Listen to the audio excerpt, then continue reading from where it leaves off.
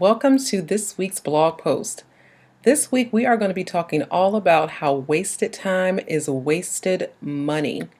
A lot of times when people aspire to be entrepreneurs, they have a real reality check about what it takes to get a business off the ground and what it takes to really start brand building. And there are so many components, there's so many parts that need to be working together. And people quickly realize that there are not enough hours in the day to do everything. And so we're going to be talking about how to maximize our time so that we can maximize our revenue. But before we get started, I want to make a quick announcement. Someone actually sent me a tweet this week and they're like, I love Design Her Labels videos and I just love, the content, but I really miss seeing her. I miss the cute hair and the outfits and all that good stuff, which thank you very much. I'm flattered by that. But no worries. That is going to be coming back very soon. Design Her TV is going to be returning April 2nd. So I don't want people to get confused. The format for the blog has changed, so this is just the way that I deliver the weekly content. But in terms of like the season of Design Her TV, season 2 of Design Her TV is going to be coming very soon. For those of you that may be wondering, what the heck is Design Her TV? Design Her TV is kind of like my motivational YouTube channel. And so you guys can head over to youtube.com/Design Her Label and you will find 13 episodes of Design Her TV in full color with me sitting in my space giving you guys information. Okay, so don't get it confused or twisted. Design Her TV is coming back. It's going to be back for the second season, April 2nd. Cannot wait to share that with you guys. So now on to today's blog post. So in order for you guys to maximize your time and your revenue, you have to have a CEO mindset. The CEO mindset focuses on money-minded tasks, and they are also focused on money-wasting tasks. And so if you're a CEO, if you are looking to brand yourself or your business, you have to be very cognizant of the things that are going to make you money, and you are also going to be cognizant of the things that waste your money. And as always, we are trying to get to a place for our money to work for us instead of us having to work for every dollar, because that's no fun and that doesn't, generate wealth and revenue.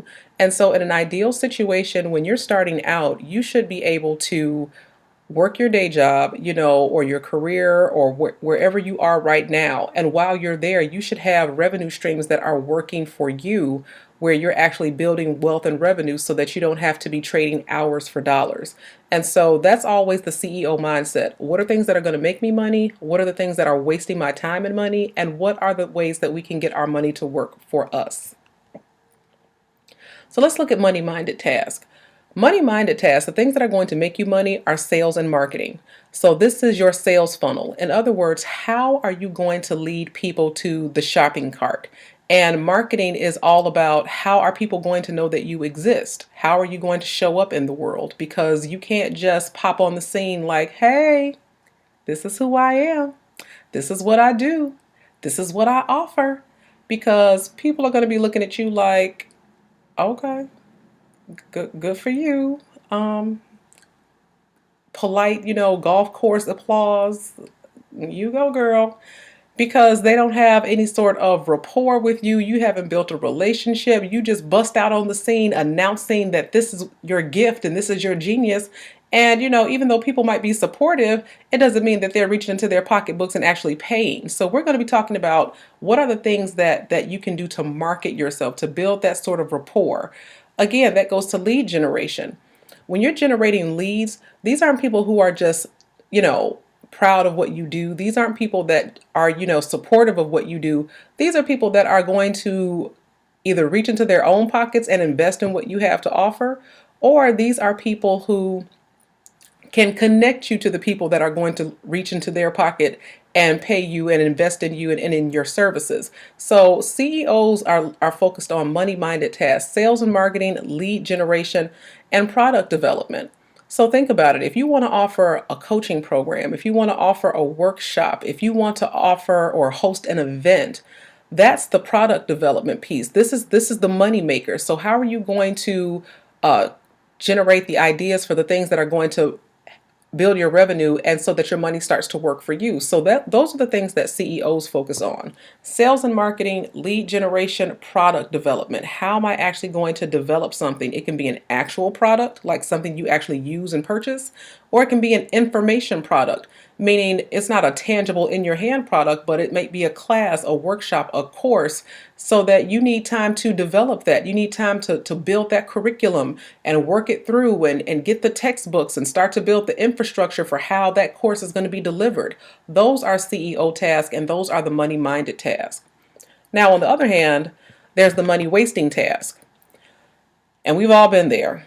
We say, okay, let me check my email right quick. And right quick turns into this 45-minute labyrinth. One email led to another email, and one link led to another link. And then 45 minutes to an hour later, we have spent more time than we should have checking emails. Same thing with social media. You went to go update your status, and then you saw somebody else's status, and then that status led to a different status. And next thing you know, 45 minutes to an hour later, you are all caught up in Facebook or all caught up in Twitter.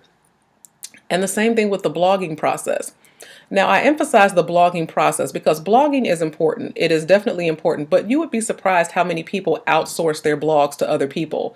They put a writer on staff and say, look, you know who I am, you know what I'm about, you know what's out there and current, draft something up and I'll take a look at it. So sometimes people actually outsource their blogging. But in terms of the process, when you write the blog, you have to edit the blog. And when you edit the blog, then you have to upload the blog. And depending on what kind of format you use, that format, can require a lot of technical components that do take a lot of time to actually get up and running. And so those are some of the things that waste your money. And when I say that they waste your money, it's because, think about it. Is social media going to lead to your shopping cart?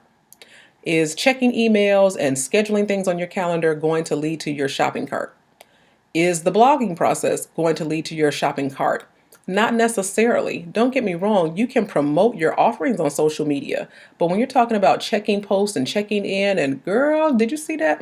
Yeah, child, all of that type of stuff. No, those are the things that are not going to lead to the shopping cart. So we want to make sure that we are cognizant of those things that waste our money. So let me give you some tips about how to maximize your time. You need to outsource those penny tasks. And so if you can get an intern or something like that to do those things that are going to pull away from your ability to work in your genius, that pull away from your ability to develop products and ideas and lead generation, then you need to outsource that. You can hire an assistant. So you can go on Fiverr.com, you can go to Odesk, you can go to elance.com, and it takes some time. It definitely takes some doing, but you can use any of those sites to hire a virtual assistant for very little money. Some people are not comfortable with that because a lot of times those virtual assistants are overseas, like in Indonesia or India, and they prefer to have somebody that they can actually, access and have ready access to, like within the United States. And so look in places that might not be right next door. Like I said, I'm in Chicago, and you might have an assistant that's in Texas. You might have an assistant that's in North Carolina. I actually have one of my clients who has a virtual assistant service in North Carolina, and people tend to be more comfortable sometimes working with somebody that they can readily access via the state, and that there's not such a significant difference in the time zone change and that sort of thing. Barter your services. A lot of times, money is funny, or money is really not readily available. And so don't neglect, the old school system of bartering services. If you have a skill, an ability, a talent, that somebody else could benefit from, then you guys might be able to negotiate some way for you to trade your services. My husband is a professional photographer. And when he first got started, he was doing this thing called TFP. And I'm like, what the heck is that? And essentially it's a bartering service where he, as a photographer, would trade his services or talent with a model or an aspiring model who was trying to build her portfolio. And so the value exchange, or the trade-off, was he got to develop his portfolio as a photographer, and she got to develop her portfolio as a model. And so those types of things, can work themselves out. If you have some services that could benefit somebody else in exchange for posting your blog, updating your calendar, scheduling your appointments, and things like that, then definitely look into that. Another thing you might want to consider is hiring college interns. I know it doesn't seem like it right now because it's January and it's freezing outside, but don't neglect college interns because college interns tend to have more disposable time than we have. And sometimes they find themselves, bored or they don't have anything to do. Well, this is a perfect opportunity to put them right to work. And college interns tend to work at a lower rate than a more established, assistant. Or if you don't have money, then you might be able to offer them something else, like helping them with their resume development, giving them letters of recommendation, or, connecting them to, another opportunity. So be creative. Don't limit, yourself just because you don't have the funds right now. Think about what are some of those ways that you can maximize your time by using the assistance of other people. Another thing that you can do your own self, so if you don't have, the resources to delegate responsibilities to other people, then you can do things like blog in bulk. So I do this all the time. I set aside a day or two and I crank out 5, 6, 7, 8 blog posts. And that way, once they're done and once they're edited, I can just roll them out on a weekly basis instead of having to write them on a weekly basis. Or with technology the way that it is now, you can do all of your blog posts and you can set them all up in your WordPress and just schedule them for release and they will release automatically. But there's a lot of work to do on the front end of that, but it pays off on the back end because it's really just a system of set it and forget it. You can preset your social media postings. And so Facebook allows you to schedule posts. Hootsuite allows you to schedule posts. And so again, you might take a day and set up all of your social media posts for the week. Now that's kind of hit or miss. I tend to be a little bit more hands-on with my community. I'm not a fan of autoresponders, but for some people it really works. I tend to be more, engaged and kind of ground level with my social media community, and they like that and they appreciate that, and so do I. But use your own best judgment for what you're doing. And then also build a team. One of my colleagues, Kamika Smith, she's the CEO of the Boss Network. She actually has a leadership team. Like there's about 6 of them and they meet, they have a room, everybody has their assignment. They have monthly tasks and it's a team effort. And so don't be short-sighted or limited in your vision about who can actually help you because some people that support you, would be willing to join a team and have scheduled and monthly get-togethers where you guys actually focus on what the brand and what the business is going to be doing in the next quarter or in the next 6 months or in the next year. So don't be afraid to build a team. So let's recap. CEO time is spent doing things like courting investors. And so this is where you are building those relationships with people that are going to invest in you. CEOs spend time building their audience because, as we talked about last week, you have to have somebody to buy. You have to have somebody to actually throw these ideas out to. And so a lot of times people spend a lot of time and energy building the business and getting everything right. They've made a list and they checked it twice. And then when they're ready to go public, there is no public, because they spent too much time working on the business aspect and didn't spend enough time working on the branding aspect. So CEOs definitely spend time building audience. And the biggest part of branding is the audience. It's who you're going to be building those relationships with so that they can invest in your services. CEOs spend time in power meetings. These are making deals with networks. These are making deals with, potential sponsors, vendors. These are things that are going to essentially bolster and establish your bottom line, increase your visibility, get you and your message out to a broader audience. Idea creation. As I said, when are you going to take time to develop those products and get that curriculum built and established and the way that it's going to be delivered?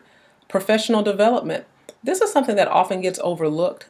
Professional development includes things like webinars, seminars. It can also include things like conferences. When you're getting out to things like conferences, those are tremendous opportunities to network. Those are tremendous opportunities to build potential joint venture partners, and they're tremendous opportunities to promote your next offering. So I have gone to so many conferences and people come to those conferences to promote their own thing at somebody else's conference. It happens all the time. It happens in academia, it happens in the corporate world, and it happens, amongst entrepreneurs. People come there, to promote their next event. So don't neglect the opportunities for professional development, because it can be a win-win. Not only are you learning something new to bolster your business and your brand, but you're also building relationships with people and able to promote and market your next event.